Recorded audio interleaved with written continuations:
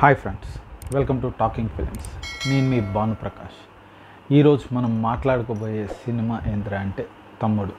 పవన్ కళ్యాణ్ కాదు, నితిన్. పవన్ కళ్యాణ్ దాని గురించి మాట్లాడుకున్నా బాగుండేది, సరే. కానీ నితిన్ది సినిమా. దిల్ రాజు డైరెక్టరు, శ్రీరామ్ వేణు వచ్చేసి దిల్ రాజు ప్రొడ్యూసరు, శ్రీరామ్ వేణు వచ్చేసి డైరెక్టరు. నితిన్ హీరోయిన్ వచ్చేసి సప్తమి గౌడ హీరోయిన్. అదేంది సప్తమి గౌడ? వర్ష బొల్లమ్మ కదా అంటారు. వర్ష బొల్లమ్మ కూడా ఉంది క్యారెక్టరు. తర్వాత వచ్చేసి లయ.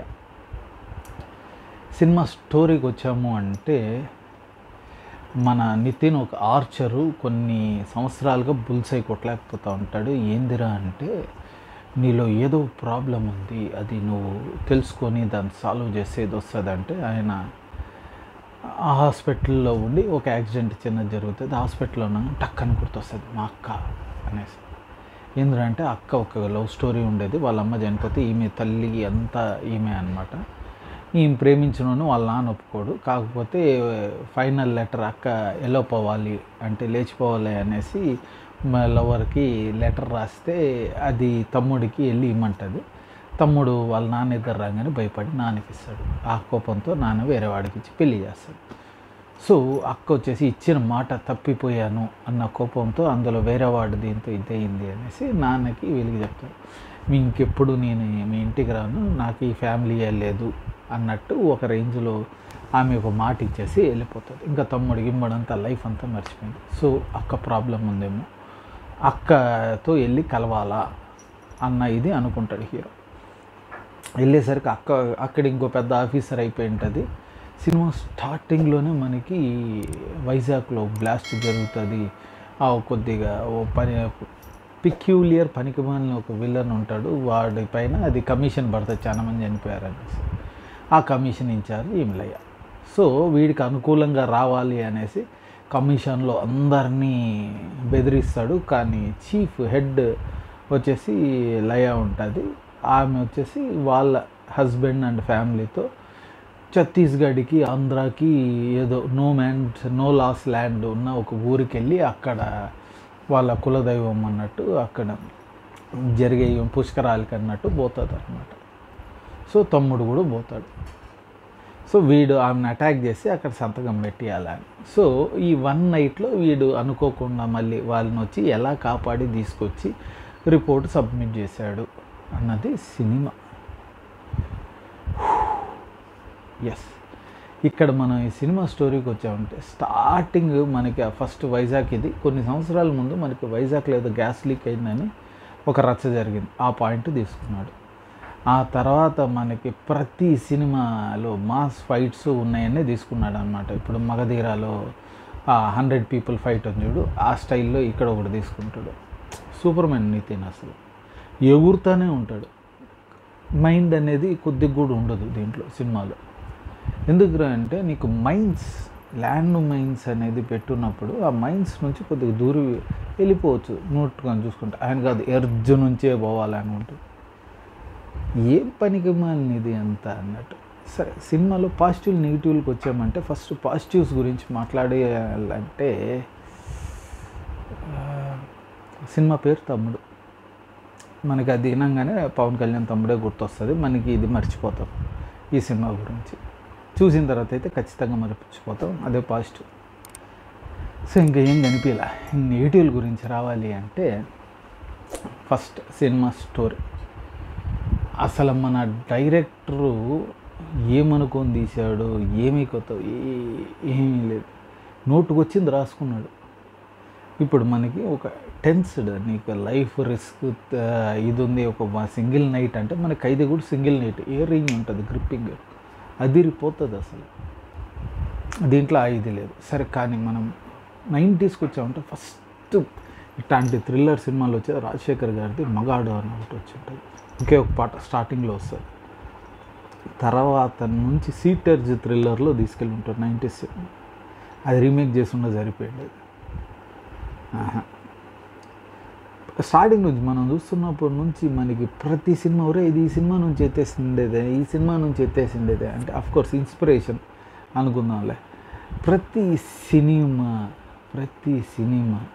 మనకి వాడు ఫస్ట్ ఆర్చరీ తీసుకోగానే మనకి అది లక్ష ఏదో ఒక సినిమా ఉంది, అదే గుర్తొస్తుంది. దాని తర్వాత ఇది అయిపోయింది, బుల్స్ అయిపోయింది, టక్కని అక్క అని గుర్తొస్తాడు. అరే నాయన ఇది మరి టార్చర్ అందరా. సినిమా స్టార్ట్ అయిన 10-15 నిమిషాలకంతా ఎగ్జాస్ట్ అయిపోతాడు. ఆ తర్వాత మళ్ళీ ఇంకా స్టోరీ స్టార్ట్ అవ్వగానే ఈ వర్ష బొల్లమ్మ ఏంద్రా అంటే మనకి ఎందుకు నేను ఆమె హీరోయిన్ కాదు అన్నానంటే, జనరల్గా లాస్ట్ సినిమా ఎండింగ్ వచ్చినప్పుడు ఎవరు మిగిలి ఉంటారు, హీరో ఎవరిని కలుస్తాడనే ఆమె హీరోయిన్ అనుకుంటే మటుకు ఇక్కడ మన గౌడ అనే ఆమెను కలుస్తాడు ఆఖరికి. మళ్ళీ న్యూ బిగినింగ్ అని ఇస్తాడు అన్నమాట. అంటే మన హీరో ఆమెను ఇష్టపడ్డాడు, పెళ్లి చేసుకుంటాడు, ఏదో దానికి ఎలా వచ్చింది ఏం కథ అనేది సినిమా చూసి కొట్టించుకుంటే కానీ మనకు తెలియదు. సో లాస్ట్కి వస్తే మటుకు అది వర్షాబల్లమ్మని చంపేశాం. ఎందుకంటే చాలా వాళ్ళు ఇది చూసిన తర్వాత వెళ్ళారంటే అది మీ కర్మ అని అనుకున్నామని కొన్ని మేజర్ ఇవి చెప్తున్నాను అనమాట. ఆ సింగిల్ నైట్లో వస్తానే ఉంటారు జనాలు, నరుకుతానే ఉంటాడు జనాలు. అసలు ఎంత దరిద్రంగా ఉందంటే, సరే ఒకటి ఎమోషనల్ కనెక్ట్ ఉందా అంటే ఎమోషనల్ కనెక్ట్ లేదు. ఎమోషనల్గా మనం ఏ క్యారెక్టర్ కనెక్ట్ కాము, మూవ్ కాము. ఈవెన్ అంతే వన్ మ్యాన్ ఆర్మీ అన్నట్టు ఇది పెట్టారనమాట. లయ ఉంది, ఆమెకి వీడికి మధ్య ఉన్న ఎమోషనల్గా ఇది చేస్తారంటే ఇది కూడా బిల్డప్ చేయలేదు. ఎంత వీక్ చెత్త స్టోరీ రైటింగ్ అంటే అంత ఇది. అండ్ మ్యూజిక్ ఇది ఇంకోటి మనం మర్చిపోవాల్సింది. అసలు ఓ తొక్కలో పాట వస్తుంది, ఆ తర్వాత మిగతా అన్నీ దారుణంగా ఉన్నాయన్నమాట.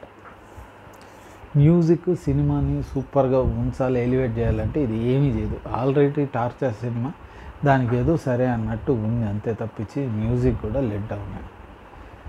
సినిమాటోగ్రఫీ అంటే అది సోసో, ఇంకా అది మనకి మామూలుగా తీస్తే ఎలా ఉందో కొద్దిగా బ్రైట్ పెట్టి అంత ఖర్చు పెట్టి అది అయితే కనిపిస్తుంది. కానీ ఒక ఎక్స్ట్రాడినరీ సినిమాగ్రఫీ మనకి ఒక మంచి షాట్ పెట్టాడరా అన్న ఇది లేదు.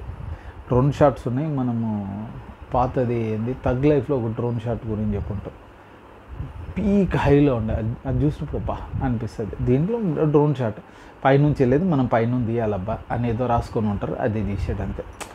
దాన్ని ఒక మాస్టర్ పీస్గా తీయాలా, ఒక నీకు ఉన్న తక్కువ పనికిమాలిన కథలో కూడా మనం ఒక బెటర్ చూపించాలా అనేదైతే దీంట్లో కనిపించలేదు. ఎడిటింగ్ అనేది ఇంక మనం కామెంట్ చేయాల్సిన అవసరం లేదు. ఎందుకంటే డైరెక్టర్ కూడా కూర్చొని ఈ కావాలని ఉంటాడు. నిజంగా ఎడిటింగ్ చేసిండేది ఎడిటర్ అయితే ఈ సినిమాని మొత్తం కొద్ది గొప్ప ప్రజెంటబుల్గా చూడాలంటే ట్రైలర్లో చూస్తాం అంతే సినిమా, దానికి మించి ఇంకేం లేదు. ఇది ఉంది వాడు బాణాలు వేసుకుంటాడు అన్నట్టు. వర్షబల్లమ్మకు ఒక ఫైట్ సీక్వెన్స్ ఇవన్నీ ఉన్నాయి. కానీ మనకి సినిమా మట్టుకు నిజంగా దారుణం. ఎందుకంటే బయటకు వచ్చిన తర్వాత కూడా ఎందుకురా తీసాడు అన్న ఫీలింగ్లోనే ఉన్నాము. సో ఇంకా చెప్పుకుంటూ పోయానంటే ఇంకా నోట్లో నుంచి దారుణాలే వస్తాయన్నమాట. సో అందుకని సినిమా చూడాలా వద్దా అంటే మటుకు ఖచ్చితంగా చూడాల్సిన అవసరం లేదు. ఓటీటీలో కూడా చూడాల్సిన అవసరం లేదు, అంత చెత్తగా ఉంది ఈ సినిమా. సో లేదు మేము చూస్తాం నితిన్ అభిమానులు తెలంగాణ మెగాస్టారు అని అనుకున్నారంటే అది మీ కర్మ, వెళ్ళి చూడండి. ఫ్యామిలీతో చూడవచ్చు అంటే హ్యాపీగా ఫ్యామిలీతో అయితే వెళ్ళి చూడవచ్చు. ఎందుకంటే అట్లాంటి పనికి మాలిన ఈ వర్డింగ్స్ కానీ విజువల్ ఇది కానీ ఏం లేదు. ఎందుకంటే ఇటు పరిగిస్తూ ఉంటాడు, కత్తి తీసుకొని నరుకుతూ ఉంటాడు. దీనికి మళ్ళీ ఏ సర్టిఫికేట్ ఒకటి ఇచ్చాడు. నిజంగా వాళ్ళు సెన్సార్ బోర్డు వాళ్ళు అప్పుడప్పుడు కొద్దిగా హెచ్చరిస్తారనమాట, ఏనైనా మీరు రామాకండి అని. అది మేము సరే తమ్ముడు కదా అన్న దీంతో పేరు చూసి వెళ్ళిపోయాం, కూటించుకున్నాం. సో బెటర్ నన్ను అడిగితే సినిమా థియేటర్ చుట్టుపక్కల పోకుండా ఉంటే మీకు మీ కుటుంబ సభ్యులకి ఆరోగ్యాలకి మెంటల్ హెల్త్కి అంతా ఉపయోగకరంగా ఉంటుంది. తర్వాత మీ ఇష్టం మళ్ళీ చూసి కొట్టించుకోవాలంటే అది నేనేం చేయలేను. ఈ సినిమా గురించి ఇంతే. మనం ఇంక ఎక్కువ చెప్పుకున్నామంటే ప్రతి ఒక్క పార్టు ఏదో ఒక సినిమా నుంచి ఎత్తేసిండేది మనకు గుర్తొస్తూ ఉంటుంది. అసలు మనకి దాదాపు ఒక 10-15 సినిమాలు అయితే మనకు గుర్తొస్తాయి. ఈ సినిమాలో ఇది బాగుంది, ఇది ఇక్కడ వేసుకుందాం, ఈ సినిమాలో ఇది బాగుంది ఇక్కడ వేసుకుందాం అనేసి. ఒక లాజిక్ లెస్ పనికి మాలిన సినిమా మళ్ళీ చెప్తున్నాను నేను. ఇది better avoid in OTT also. అట్లాంటి సినిమా కోవల్లోకి ఇది ఖచ్చితంగా చేరుతుంది. సో ఈ మూవీ గురించి ఇంతే. మనం ఇంకో మూవీ గురించి ఇంకో వీడియోలో మాట్లాడుకున్నాం. ఈ వీడియో మీకు నచ్చిందంటే లైక్ చేయండి, ఇంకా నచ్చిందంటే మీ ఫ్రెండ్స్తో షేర్ చేసుకోండి. ఇలాంటి వీడియోస్ మీకు ఇంకా కావాలంటే మటుకు మీరు మర్చిపోకుండా కింద ఉన్న సబ్స్క్రైబ్ బటన్ క్లిక్ చేయండి. అలాగే పక్కన ఉన్న బెల్ ఐకాన్ కూడా క్లిక్ చేశారంటే మా వీడియోస్ మీకు ఆన్ టైంలో వచ్చి చేరుతాయి. ఇంకో వీడియోలో కలుద్దాం. Bye and thank you.